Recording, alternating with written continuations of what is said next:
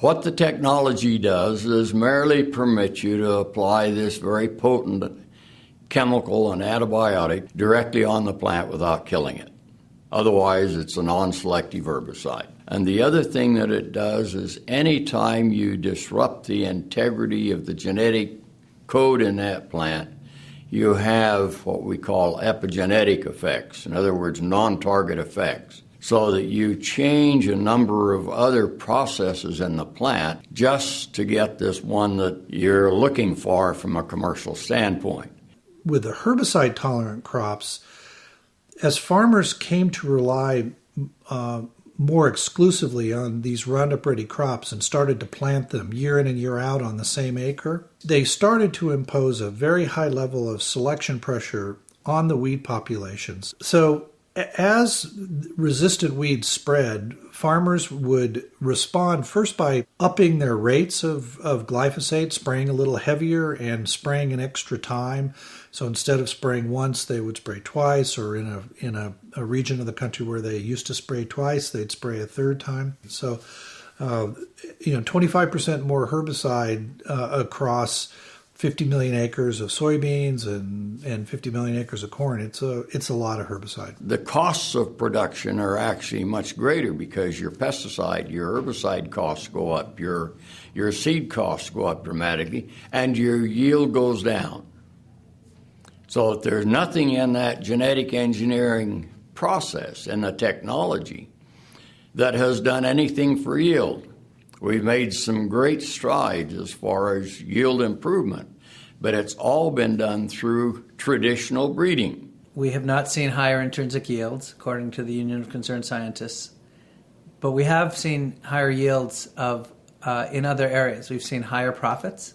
They've yielded higher profits, and they've yielded a much greater volume in sales of herbicides. The beneficiaries here are clear. It's the chemical companies who own these patents. They've argued very fiercely and successfully that these are different, they're distinct, they're new life forms.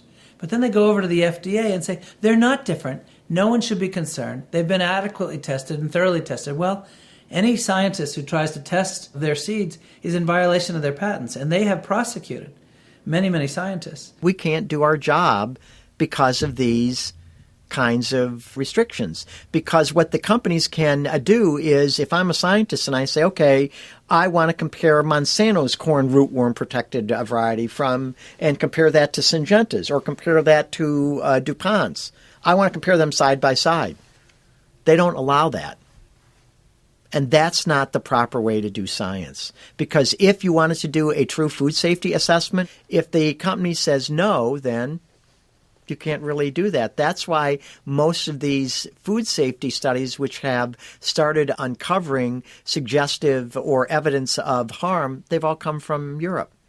What should be even more concerning to us is that when Professor Seralini in France this summer did his study on rats, or published his study, and the research was badly attacked by biotech folks.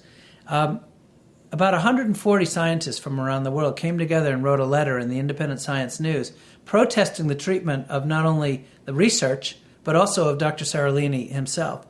And what they said is, we will never have a basis for building confidence in the citizenry on behalf of these crops if we're not allowed to do independent research. That every scientist who has dared to question whether these crops might or might not be harmful, who has dared to challenge the company's claims that they're perfectly safe, has not only had their research challenged, but has actually had their businesses and their professional reputations challenged. So I saw the original files of the companies that have assessed their GMO, the regulatory files, to say that it was safe.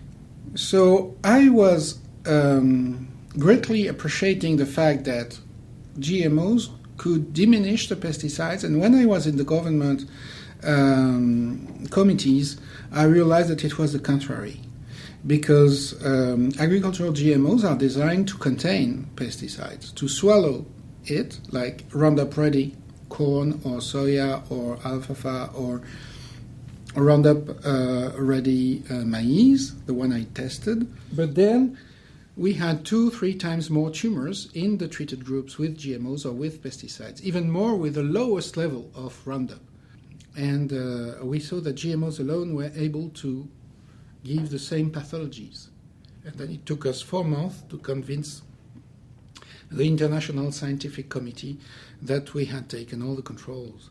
And it took to the industry 1 day to say that all this was bullshit. Just the fact that in the U.S. all this work is being done in Europe. Why are not any of these scientists speaking out publicly and saying it's outrageous that a scientist should have to get permission from Monsanto or from any of these other companies to study those plants? They should be able to do whatever they want. Do you support that? You think that makes for good science, where you have to get approval from the companies? Because my argument is, if you agree with that, where would we be today with tobacco safety if all the people that wanted to study the safety of tobacco would have to get approval from the tobacco companies before they could do the research?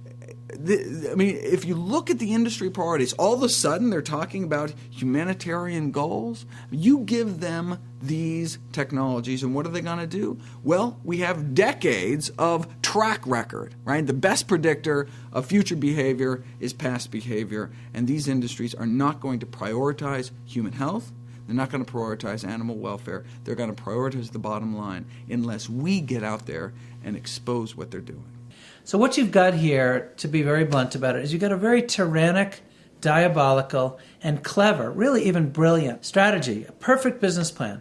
You have these companies making a ton of money on the seeds, a ton of money on the chemicals. They use that money to buy Congress and to control the regulatory process. You cannot have a single hearing or attend a single hearing on Capitol Hill, the Senate or the House, or any regulatory hearings without folks from the biotech world present. They are extremely omnipresent. So we have ourselves tied up in knots here, and it's time for America to wake up. It's time for policymakers to wake up and recognize that we have developed a government that is of, for, and by these large chemical companies and not for the rest of us. And that is not what the framers had in mind, and it's certainly not going to encourage confidence in our government.